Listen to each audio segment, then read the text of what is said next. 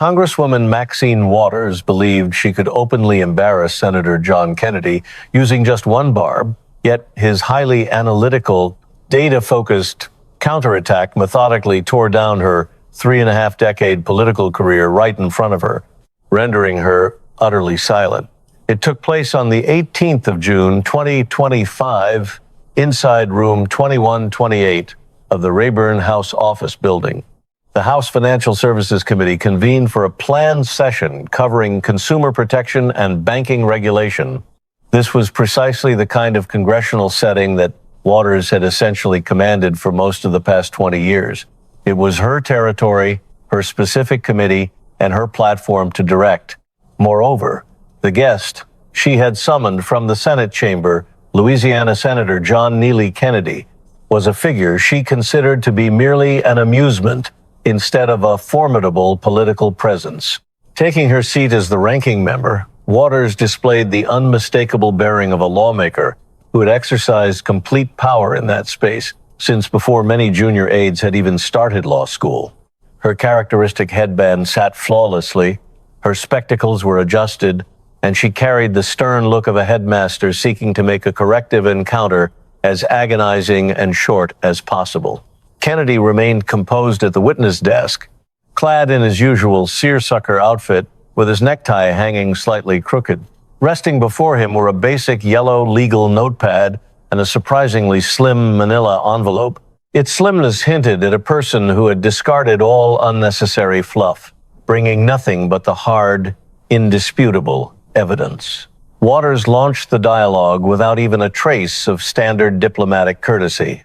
Senator Kennedy, she commenced, pronouncing his position with a contemptuous pitch kept for individuals she felt were entirely undeserving of her attention. I did not ask you here to execute your little comedic act for the television crews. This is a critical session concerning bank regulation, not a comedy gig broadcast from the swamps. She aimed her look away from Kennedy and toward her peers on the committee, knowing well that a public snub carries more weight when performed for spectators. Should you hold meaningful evidence about consumer protection, present it. If you merely came to recount rustic tales about your imaginary pal Boudreaux, there is a humor venue down on K Street that would be overjoyed to host you. She stopped speaking, not for a theatrical flourish, but to establish her supremacy. It was the quiet of a leader controlling the precise tempo of the environment. And honestly, Senator, I have committed my entire life to this endeavor. I have advocated for disadvantaged neighborhoods forsaken by massive banks, championed black property ownership, and combated exploitative lending for 35 years. 35 years, well before you even understood what a legislative subcommittee functioned as. So kindly save me the rustic routine. The whole chamber paused in anticipation. The newer representatives, the congressional assistants, and the journalists all waited. Everybody expected Kennedy to react exactly as he normally did, produce a clever quip, share a delightful story, and smoothly transition. That was his typical behavior, yet Kennedy merely reached into his chest pocket and withdrew his spectacles. Moving with painstakingly slow and measured actions, he wiped the glass, positioned them on his nose, flipped open the slender manila folder, and glanced upward. Madam Ranking Member, Kennedy initiated, his southern accent spilling out as sluggish and dense as cold syrup. I genuinely value that thorough rundown of your background. 35 years is truly astounding, as it is a remarkably lengthy period to serve the exact same legislative territory. He looked down at his documents, then back straight into Waters' gaze. It is likewise an extraordinarily long duration for absolutely nothing to alter. So if you will allow me, let me guide you through precisely what those 35 years appear like when we evaluate strictly the statistics. Waters squinted just slightly, exhibiting the microscopic reaction of a seasoned lawmaker recognizing the dynamic had just inverted. Let us begin with something fairly minor, Kennedy remarked, even though his delivery guaranteed that nothing regarding this would be minor whatsoever. The Maxine Waters Employment Preparation Center bears your exact name and was financed by a specific congressional allocation you individually asked for. The oversight organization, Citizens Against Government Waste, actually handed you the Porker of the Month award for that exact initiative in June 2009, while Citizens for Responsibility and Ethics in Washington included you on their tally of the most corrupt congressional lawmakers for the fifth straight occasion due to it. He patted his document sleeve. Naturally, those are merely personal views, but I am an individual who favors concrete statistics, so I requested my staff to retrieve the formal Department of Labor numbers, and here is exactly how your record appears in writing. During 2024, the Maxine Waters Employment Preparation Center boastfully claimed 340 individuals completed the program. He permitted the figure to linger. 340 appears to be a respectable accomplishment until you examine the very next sentence in the document, which states the 6-month post-program employment rate was exactly 11 people, 11 out of 340. Kennedy allowed the ruinous data point to soak into the quiet space. Subsequently, utilizing the expert pacing he had perfected across numerous Senate sessions, he shifted gears. My close companion Boudreaux keeps a modest catfish pool down in Breaux Bridge, Louisiana. Each and every spring, he populates that pool with 200 young fish, and his survival ratio is 94%, meaning 188 of those 200 catfish effectively grow from small fry to mature, skillet-ready catches. Madam Ranking Member, the catfish in Boudreaux's backyard boast a vastly superior achievement rate compared to your massively funded employment facility. He removed his glasses to wipe them once more as the audience began to sense the cadence of his takedown. Keep in mind, Boudreaux does not possess a publicly financed structure bearing his name, nor does he feature a giant bronze sign announcing it as the Boudreaux Center for World-Class Aquaculture Excellence. He simply refers to it as the pond, yet 94% of those creatures live because when you are genuinely performing the difficult labor, waking up in the bitter dark at 5 a.m., carrying heavy sacks of feed, carefully monitoring water warmth, and removing the deceased fish before they contaminate the healthy ones, you do not require your title plastered on a facade. Your enduring impact is already present in the fish. He gazed right at Waters. Your title is displayed in massive characters on the side of a building, boasting a 3.2% achievement rate, whereas Boudreaux's legacy resides in 188 surviving catfish, and I will let the American citizens determine which one of those genuinely represents job preparation. A clear murmur of chuckles rolled through the audience, prompting Waters to release a brief, abrupt laugh. It was not authentic joy, but rather the guarded chuckle of a lawmaker who had weathered years of misconduct investigations and reprimand efforts, a politician who genuinely assumed a fellow in a seersucker suit spinning fishing yarns presented zero danger to air domaine. It was a laugh that quietly conveyed, "Is that the ultimate attack you can muster?" Kennedy flipped to the subsequent sheet of his yellow notepad. The audience remained gently entertained, but Kennedy was entirely earnest. Let us turn our attention to property, Madam Ranking Member, specifically yours. He read meticulously from his paperwork. Your main everyday house is situated in the exceptionally wealthy Hancock Park district of Los Angeles, boasting an estimated market price of $6 million, offering 6,000 square feet of residential space, and containing a personalized indoor swimming facility. It is guarded by thick iron barricades on the entryways, massive gates on the expansive driveways, and security fences protecting the secluded courtyards alongside pristine, manicured grounds kept by a costly private service, because in your area, even the bushes have their own employees. Your direct neighbors encompass famous figures like vocalist Chris Brown and the historic estate constructed by the billionaire petroleum magnate J. Paul Getty. He turned the leaf over, the noise echoing throughout the anxious space. Next, let us examine your actual legislative zone, California's 43rd, positioned in South Central Los Angeles. It is a completely distinct community dwelling in a completely distinct reality. He delivered the figures with the objective distance of a physician conveying a fatal prognosis. The current poverty level stands at 27%, meaning 1 in 3 kids within your district resides under the national poverty threshold, which equates to 161,000 individuals confined by destitution. They similarly feature iron bars across their windows. Yet, unlike your ornamental wrought iron fencing, their bars exist for pure self-preservation. They are the sort of barriers that clearly declare, this area is perilous, and I simply lack the funds to flee it. The rate of violent offenses in your zone sits 40% above the countrywide norm, and property ownership among black households has steadily dropped each and every year over the last decade.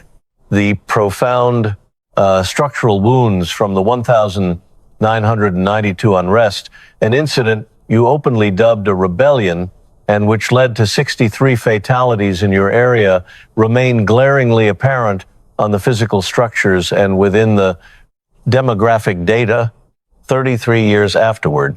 Kennedy glanced upward, catching her gaze once more. Your $6 million compound is not even situated inside the boundaries of the district you serve. It formerly was, but the borders were subsequently and advantageously redrawn. You are presently located roughly a 3-minute drive from the district border, meaning merely 3 brief minutes divide a $6 million estate featuring an indoor pool from a fractured community where innumerable youths depend on state-funded cafeteria meals to endure. He wiped his spectacles for a second instance. Moreover, open property tax records distinctly demonstrate that you claim a California homeowner's tax break on that Hancock Park estate, effectively slashing your property tax obligation by roughly $7,000 each and every year, while you simultaneously exploit a separate District of Columbia residency status on your premium Washington flat. That equates to 2 distinct residences and 2 divergent tax advantages across 2 separate regions.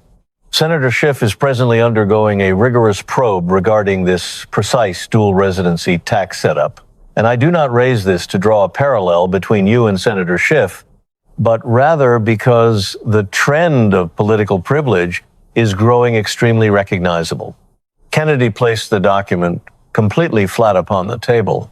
My companion Boudreaux resides in Breaux Bridge, Louisiana, where the overall population numbers roughly 8,000 residents.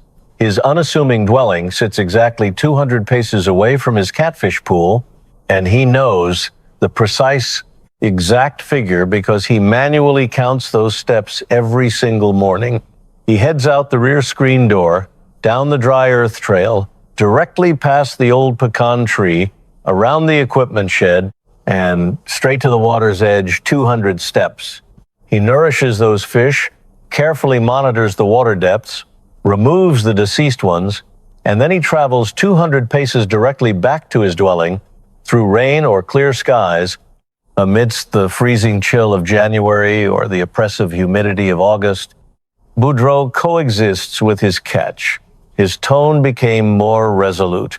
You reside in Hancock Park, a mere 3-minute commute from your impoverished district, yet you refuse to travel those 3 minutes to observe your constituents. Instead, you simply drive straight past them while heading to LAX en route to Washington, D.C., or on your way to Minnesota to instruct other lawmakers' voters that they must become more confrontational in the roadways. Boudreaux walks 200 paces each and every morning to guarantee his fish are nourished, while you refuse to walk 200 paces to view the individuals who repeatedly vote for you. The subtle giggling that had permeated the chamber previously had completely vanished, leaving a heavy, suffocating quiet. Waters' attitude had dramatically altered. Her guarded smirk had disappeared, supplanted by severely compressed lips. Her hand involuntarily extended out and rested atop her wooden mallet without actually grasping it, just brushing against it. It represented the automatic reaction of an influential figure, frantic to wield their power to silence a menace, yet keenly conscious that banging the gavel at that moment would appear as a terrified capitulation. Madam Ranking Member, let us transition and discuss your offspring, Karen. Waters' jaw instantly clenched tight. Within the realm of political drama, mentioning family signifies that all pleasantries have been abandoned, and she was fully aware of what was approaching based on federal documents dating back to 2003. Your formal electoral organization, Citizens for Waters, has compensated your daughter Karen Waters and her advisory firm, Progressive Connections, a breathtaking sum of $1.2 million, which is categorized as charges for slate mailer management. That encompasses $192,000 during the 2021 to 2022 campaign period alone, and the Federal Election Commission actually penalized your organization $68,000 merely this year for blatant infractions connected to this precise setup. He flipped over another leaf. However, I am a fundamentally inquisitive person, and I desired to understand precisely what $1.2 million in administrative charges actually procures for a political campaign. So I instructed the research unit to retrieve the authentic physical leaflets. This is exactly what they uncovered. The slate leaflet that your daughters expensively retained, firm, structured, and generated in 2019, alongside the slate leaflet they generated in 2023, are 100% identical. They utilize the exact same arrangement, the exact same typeface, the exact same visual border styling, the exact same phrasing, and the exact same recommendation layout. The sole imaginable distinction, the only modification that took place across 4 years and cost your contributors $88,000 in administrative fees, is that 3 particular candidate names were swapped. Absolutely everything else was merely duplicated and pasted. He stared directly at Waters with an absolutely unyielding look. $88,000 simply to access a digital layout and insert 3 fresh names. My companion Boudreau's adolescent boy performs that precise degree of digital labor in 15 minutes, and Boudreau compensates him $50 per week rather than $88,000. Kennedy grasped his pen and rapidly jotted something on his yellow notepad. $1,213,000 divided by $38,000 equates to 31.6. He elevated the yellow notepad so the lenses could record the basic calculation. The typical industrious voter residing in your 43rd district makes a yearly wage of $38,000 a year, while your daughter has secured $1,213,000 through direct campaign disbursements. That translates to 31.6 years of your voters' entire earnings, 31 consecutive years of rising early, enduring horrific traffic, checking in and checking out, merely to make what your daughter was gifted for distributing duplicated correspondences. He set the notepad back onto the desk. Boudreau dispatches personalized holiday greetings to 12 of his nearby acquaintances every single year at a cost of precisely $7.20 in mailing stamps. Objectively speaking, Boudreau's homemade mailing system possesses a vastly superior expense-to-recipient proportion compared to your million-dollar electoral operation. Waters forcefully thrust herself forward toward her microphone as 35 years of commanding congressional sessions sparked her reflex to interject and dominate. That represents a total misrepresentation of the way campaign funding. You are completely correct, Kennedy. Cut in. His volume never escalating, but slicing through her interjection like a massive icebreaker pushing through a frozen ocean. I ought to endeavor to be significantly more exact for the official transcript. $1,213,000, and I earnestly apologize for rounding the figure down. Waters froze, leaving her statement dangling in the silent space. Concluding her remark would necessitate openly addressing that terribly precise figure. a million remained a theoretical notion, but 1,213,000 was a frighteningly exact tally, confirming Kennedy possessed all the evidence for the primary instance in 3.5 decades. The most vociferous, commanding female in Congress had initiated an aggressive remark and discovered herself wholly incapable of concluding it. Kennedy tranquilly flipped another sheet as his document sleeve grew slender, while the tension in the space expanded to an unbearable density. Let us reflect upon 2008 and the catastrophic worldwide economic collapse, during which you individually initiated a telephone call to Treasury Secretary Henry Paulson to arrange a restricted elite gathering with the declared honorable goal of obtaining urgent relief for minority-controlled financial organizations. Kennedy gave a measured nod. A remarkably honorable goal, truthfully, aside from the fact that when that elite gathering actually occurred, merely one solitary bank held representation inside the chamber, one United Bank, a financial institution headquartered all the way over in Boston, Massachusetts, roughly 3,000 miles away from the individuals agonizing in South Central Los Angeles. Now, by chance, your spouse, Sidney Williams, happened to occupy a seat on the board of directors for One United Bank, and he individually possessed roughly $350,000 in the institution shares. Had One United collapsed, his private capital would have evaporated completely. He read straight from the file. Subsequent to your individual involvement, One United obtained $12 million in federal TARP capital, which represents citizen money rescue funds supplied by the American laborer. At the precise moment they accepted that enormous bailout, federal overseers had assigned the institution a grade of less than satisfactory. In simple, common terms, that equates to an instructor handing a pupil a D-, and the House Ethics Committee ultimately indicted you with 3 grave breaches of congressional regulations directly tied to this glaring conflict of interest.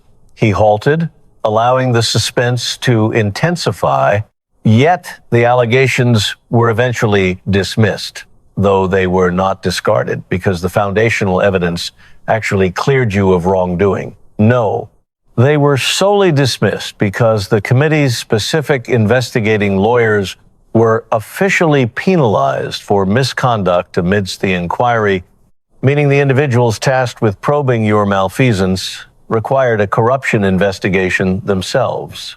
It represented an astonishing stroke of fortune, and your own grandson, acting as your primary staff director, was issued a formal letter of reprimand. Kennedy turned to the concluding pages. However, here lies the most troubling aspect of the narrative, the segment the press seldom addresses. What genuinely occurred to that $12 million of citizen funds? Merely 3 brief months following the receipt of those urgent public rescue dollars, the FDIC determined that One United's chief executive, Kevin Cohee, the precise individual whose collapsing financial institution you phoned the Treasury Department to rescue, had been brazenly utilizing the organization's capital for his own opulent private lifestyle. He procured a premium Porsche Cayenne and was issuing enormous rent installments on a breathtaking beachfront penthouse located in Santa Monica. Institutional funds, citizen TARP capital. Your individual telephone call to the Treasury generated $12 million, and 90 days later, a fraction of that $12 million was generating monthly lease installments on a premium German utility vehicle and a coastal flat. He placed the document down. Subsequently, in 2010, merely 2 brief years subsequent to you securing that enormous rescue, the FDIC formally dispatched a cease and desist directive against One United, and the institution you battled so fiercely to rescue failed to even endure. $12 million of United States citizen capital was injected straight into a collapsing bank holding a D- grade. While the chief executive sped away in a fresh Porsche, the institution folded. All of those funds vanished into a void, and absolutely nothing of substance emerged on the opposite end. Down in Louisiana, Boudreaux refers to that as a leaking pool. while up here in Washington, I refer to it as $12 million that inexplicably evaporated into thin air, with the sole individuals who apparently profited being the unethical chief executive inside his premium vehicle and your spouse possessing his shielded stock assets. Kennedy directed an icy gaze toward Waters. Boudreaux maintains an unassuming checking balance over at the Tesh Federal Credit Union situated in Breaux Bridge, and his present total is exactly $4,712, which signifies the totality of his life's available capital. Should Boudreaux pick up his phone tomorrow, contact the United States Secretary of the Treasury, and state, "Mr. Secretary, my bank balance contains merely $4,000, and I am desperately afraid of losing it. Would you kindly set up a restricted federal gathering for me to receive a rescue? Are you aware of precisely what would transpire?" He wiped his lenses one last time. The Secretary of the Treasury would promptly terminate the call, and the very next morning, weapon-wielding operatives from the FBI would rap on Boudreaux's front door to question a catfish cultivator regarding why he was badgering the federal government. Kennedy tilted forward. $350,000 in private shares yields you one phone call to the Treasury, granting you an immediate elite gathering, and your spouse's bank instantly procures $12 million. Conversely, an individual possessing $4,000 in life reserves contacts the Treasury and gets disconnected and probed by federal operatives. The only quantifiable distinction between those two phone calls involves a six-figure equity portfolio and an influential position on a congressional panel, Madam Ranking Member. That does not represent an equitable and impartial American financial network. That represents a deeply rooted American class structure. Waters ultimately exploded, the barricade fracturing with aggressive power. That one united issue was comprehensively and thoroughly examined, and I was entirely exonerated by the ethics panel. You were exonerated, Kennedy shot back immediately, matching her fervor while keeping his volume completely managed by an ethics panel whose specific primary investigating attorneys were literally penalized for severe misconduct throughout the duration of your probe. That does not equate to being exonerated, Madam Ranking Member. That merely equates to becoming extraordinarily fortunate, and there exists an enormous legal and ethical distinction. Being exonerated signifies the concrete evidence indisputably established, your absolute guiltlessness, whereas being lucky simply implies the agents pursuing your transgressions were caught violating the regulations before they could conclude the task. Waters forcefully brought her palm down onto the solid oak desk. The sharp noise rebounded throughout room 2128, similar to a fired weapon. It served as the frantic bodily response of a lawmaker who had entirely exhausted her rhetorical arsenal and was turning to sheer physical impact. Reclaiming my time, she roared, executing her iconic trademark expression. These were the exact three words that had been morphed into widespread internet phenomenons, stamped onto campaign apparel, mixed into dance tracks, and solidified as a hallmark cultural instance of her professional life. It represented the statement that perfectly summarized Maxine Waters' style of unyielding dominance. She hurled it outward into the assembly room akin to a massive anchor, and it connected with absolutely nothing. Because Senator Kennedy did not serve as a fellow panel member participating in a discussion, he operated as an invited guest offering testimony. The parliamentary protocol of reclaiming my time is exclusively employed when a congressional representative has momentarily transferred their assigned speaking duration to another individual and desires to retrieve it. Kennedy had not been granted time. He was comprehensively and explicitly responding to a targeted, aggressive inquiry that Waters herself had directed at him amidst her initial tirade. He was providing the exact meaningful evidence she had derisively requested. Lawfully and procedurally, she possessed absolutely zero time to retrieve. The primary committee lawyer, an experienced professional staff member who had carefully overseen chaotic sessions for upwards of 12 years, without ever deriving a shred of pleasure from openly reprimanding a formidable ranking member, steadily leaned toward his microphone. "Madam Ranking Member," he pronounced emotionlessly, his tone rebounding in the absolute quiet, "the guest is actively replying to your previous thread of inquiry, and according to the committee regulations, the time presently belongs to the guest." Waters recognized he was completely accurate, and the remainder of the panel realized he was accurate. Moreover, the crowded public audience understood he was accurate. For the absolute primary instance throughout Maxine Waters' widely covered 35-year trajectory in Washington, her ultimate weapon was totally incapacitated. Reclaiming my time was not merely challenged, it was procedurally and publicly rejected based upon the rigid guidelines of the very protocols she had exploited for decades. A gentle ripple of chuckles moved through the audience. Yet this was not the friendly, rustic laughter that had trailed Kennedy's anecdotes concerning Boudreaux. This represented a completely distinct and vastly more destructive reaction. It served as the derisive laughter of an observing crowd, watching a political behemoth's favored armament entirely malfunction in her own grasp. Maxine Waters had dedicated her existence to being chuckled alongside, and she had never, ever been laughed at. It signified an embarrassing fundamental shift, causing the climate inside the chamber to dive.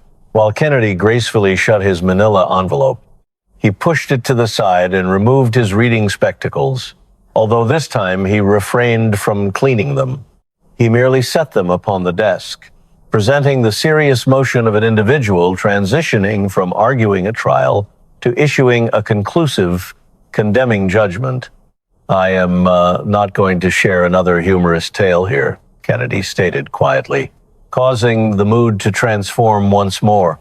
This reflected the precise demeanor Kennedy had employed throughout the most severe national defense briefings. The rustic charisma dissipated immediately, leaving behind merely the stark, unyielding presentation of a person detailing indisputable truths concerning institutional human collapse.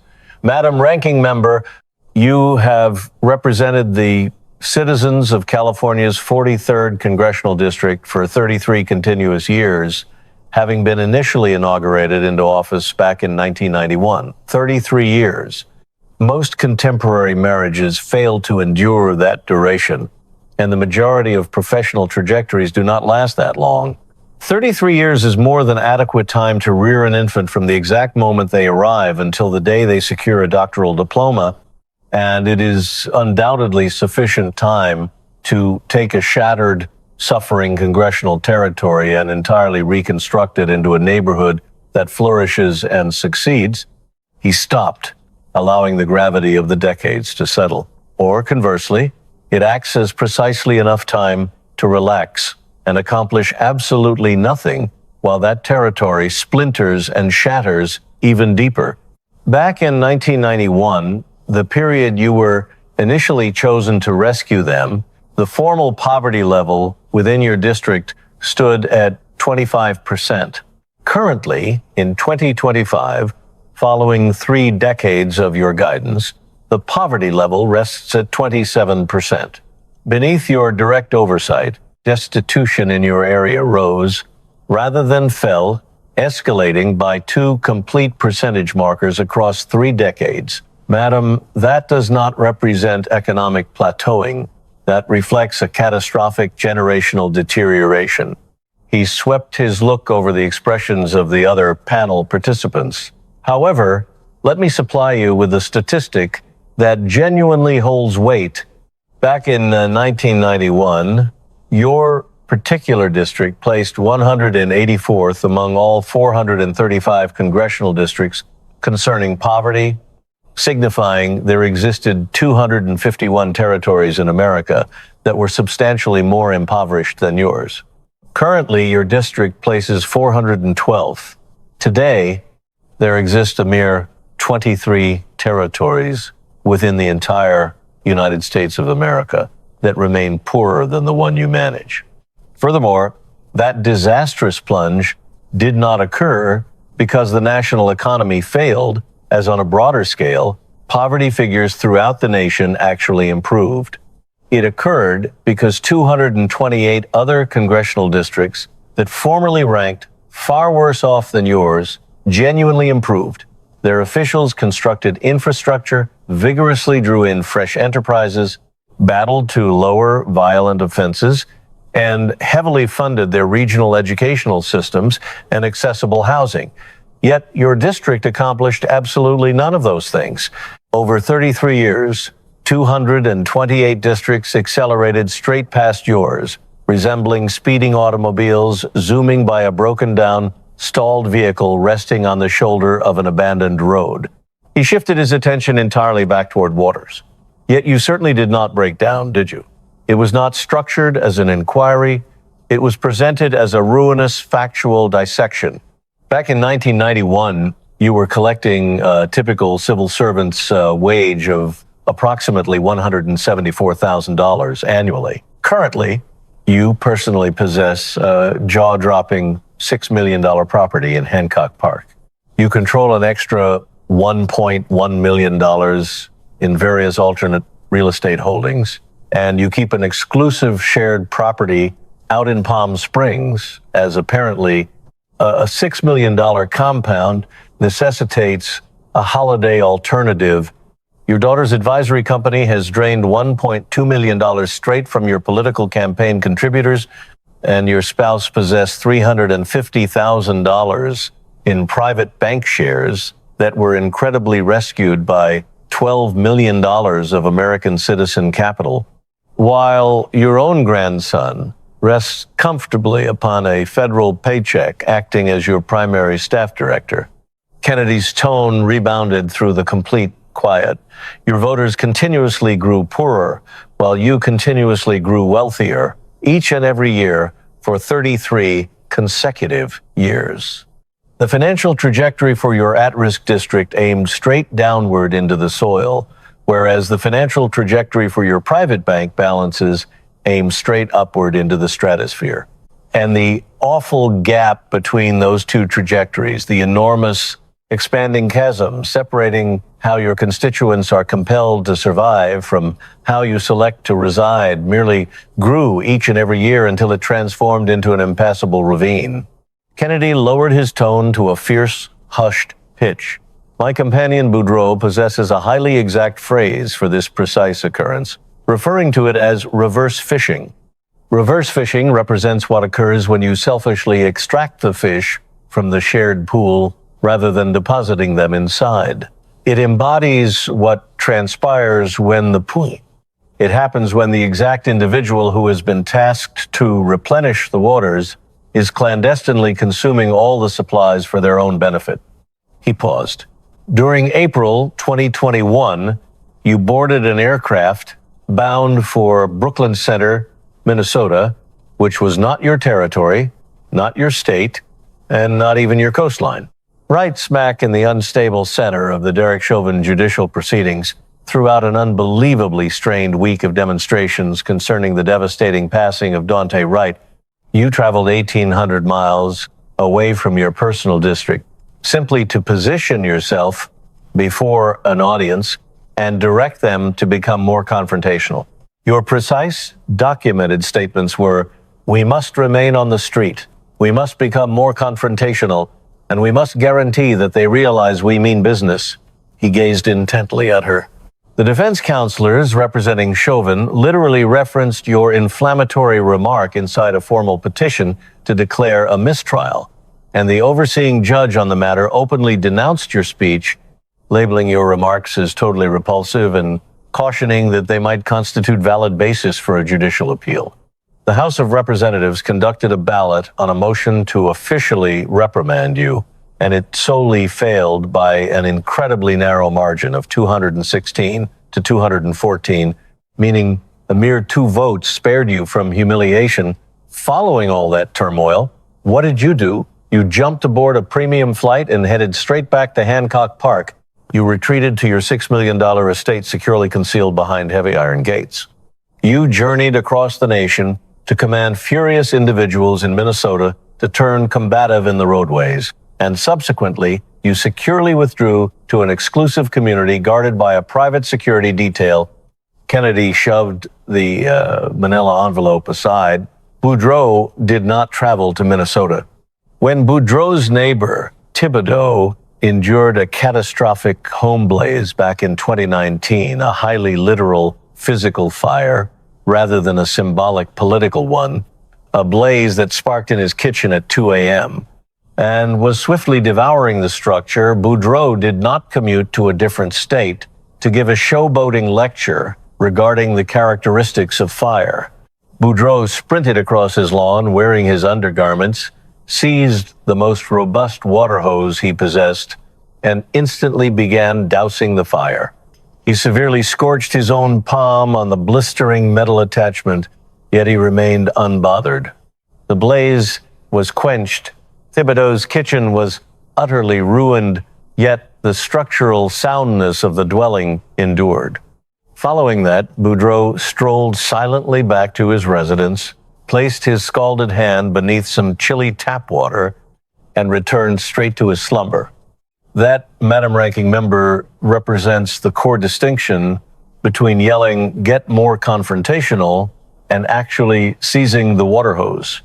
One method purposefully incinerates the entire dwelling down to the foundation, while the alternative method actively strives to extinguish the fire.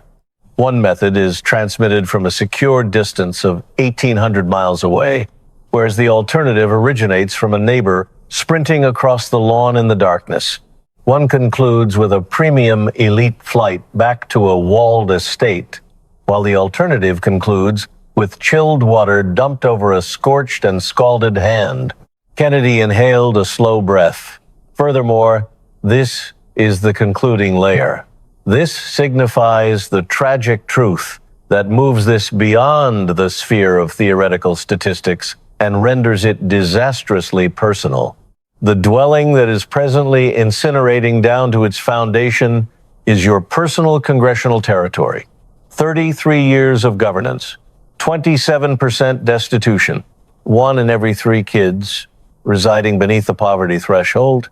Yet you, the absolute solitary individual grasping the hose, the one individual wielding the staggering legislative authority, the honored chair of the Financial Services Committee boasting direct, unobstructed entry to the United States Treasury Secretary, you absolutely declined to spray the liquid upon your own territory. You redirected the liquid. You transported it all to your residence. You solely nourished your own personal garden. A $6 million estate nourished your garden. $1.2 million channeled to your offspring nourished your garden. $12 million obtained for one United Bank nourished your spouse's economic garden. Simultaneously, 161,000 struggling individuals residing in the 43rd District, situated a mere 3 minutes away from your formidable entry gates, yet a whole existence away from your enclosed swimming facility, remained desperately perishing of dehydration. He retrieved his spectacles and gripped them tightly within his palm. Reverse fishing, Madam Ranking Member. Boudreaux nourishes the fish, whereas you consume the fish. The quiet that ensued was absolute. It did not represent the tactical quiet Waters typically utilize, as Maxine Waters avoided silence. Her whole storied professional life was founded upon the combative belief that quiet amounted to political capitulation, while maximum noise amounted to ultimate triumph. Across 35 years of hostile panel hearings, passionate chamber addresses, turbulent media briefings, cable television group arguments, and boisterous public forums, Maxine Waters had never once permitted 10 seconds to pass without vociferously occupying the empty space. 10 seconds ticked by, and the representative who never stayed quiet in her entire life was rendered completely speechless. The politician whose booming voice dominated every room she entered let the heavy silence of collective breathing fill the space entirely. That profound quiet was far louder and infinitely more destructive than any speech she could have given. It proved that Maxine Waters the loudest progressive champion in the United States Congress, the woman who forcefully reclaimed time as if she owned the clocks, had absolutely nothing left to fire. Any response she attempted would only make the situation vastly worse. Yelling about unfairness would seem pathetic coming from a homeowner living in a $6 million mansion. Claiming she helped her community would sound completely false against the grim reality of 27% poverty. Trying to scream her catchphrase again was already blocked, and a second attempt would just create another humiliating clip. She sat frozen in the leather chair, her hands pressed flat. Her mouth was shut, and for the first time since she arrived in Washington in 1991, total control of the room belonged to someone else. The viral videos that exploded online were quite unexpected everywhere. The catfish story became the ultimate standard for showing terrible government waste. The phrase about rounding numbers down turned into a famous saying used by pundits whenever lawmakers tried to hide financial scandals. The brutal concept of reverse phishing entered the political dictionary instantly, used to describe leaders whose personal wealth exploded while their districts suffered. But the video that truly broke the internet was the exact moment her signature phrase failed. It captured her slamming the desk, shouting to reclaim her time, followed by the lawyer calmly explaining the guest was simply answering the exact question she asked earlier. That specific 11-second segment gained 52 million views across social platforms in just 4 days. It became wildly popular because it showed the American public something they had never seen. Her invincible armor shattering completely. It was a complete system failure where her famous catchphrase jammed. The motto, which had been a rallying cry and fundraising tool, turned into a brutal joke. Within 3 days, bumper stickers mocking her flooded the streets. A massive trend started online with people screaming the phrase in silly situations, reminding everyone she tried using it when she had absolutely no legal right. The reverse phishing comparison caused a huge wave of negative consequences.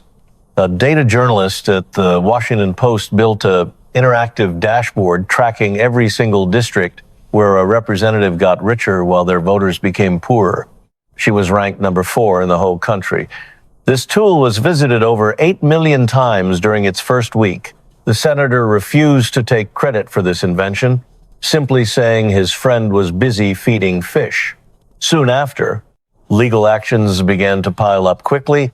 The Election Commission expanded their narrow probe into a massive 20-year review of her campaign spending. 3 board members demanded that her daughter submit the original copies of every flyer made between 2003 and 2024 within 60 days. Investigators wanted to know if charging over $1 million for simple copy and paste jobs crossed the line into fraud. At the same time, a government efficiency department launched a deep review into the bank bailout operations. They looked closely at how the bank functioned until its closure, confirming the chief executive used funds for luxury expenses. The $12 million vanished into a failed bank, and the government finally demanded to know where it truly went. Elon Musk posted about the scandal online, gathering 91 million views very fast. The tax agency discreetly started a special file on the consulting firm to see if it was just a fake business funneling cash to the family. If the flyers only took 15 minutes to make, the tax penalties for those huge payments would be massive. Meanwhile, California tax officials began probing her questionable claims about having 2 primary residences.